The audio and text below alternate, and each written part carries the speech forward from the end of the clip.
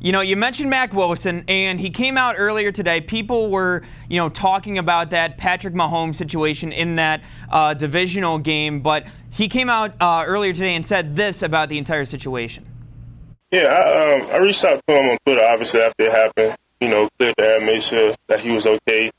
And, what his mom said, I really, didn't pay too much attention to it because at the end of the day, she's a mother. She's going to check her son just like, anybody else mother would. But as long as, Patrick was cool, I was cool, and, we exchanged words, and I was happy that he was able to come back and play in the next playoff.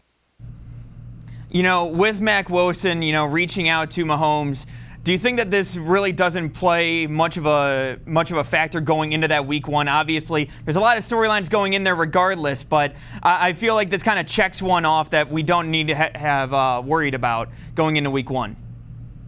Yeah, I would say so. I think it was very well known. And in the heat of the moment, obviously, things are said and opinions are had. And then once you get down to it, after the dust settles, then you can really reevaluate it. And I think that's what happened with Mack Wilson and Patrick Mahomes. I think it was more of, hey, obviously you weren't trying to hurt me kind of thing. Mack Wilson reached out, apologized, and that's really what it's all about. It's just good sportsmanship and knowing, I might have messed up a little bit, not intentionally, but he hated that happened, and he went out and was the bigger person and apologized. And I think that's really important. And I do think that storyline isn't much of a storyline anymore. I think the bigger storyline is, they were in the playoffs, they won a playoff game, and they were right there. And, a couple plays gone their way, and the Browns could have had that one. And it's, I think that's probably the bigger storyline here is the Browns getting past them, because they're going to be a challenge no matter where they face them.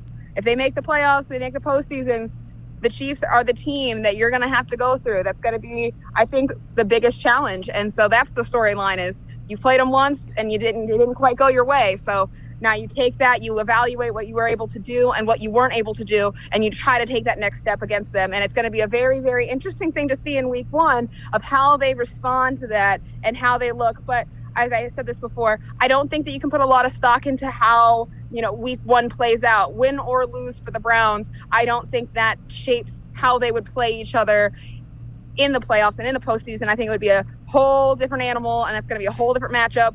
Definitely one you want to see, and I know Browns fans are keeping their fingers crossed that it actually happens and they get there because they were close last year. They were very close last year, and I know that they are just chomping at the bit to get even further this year.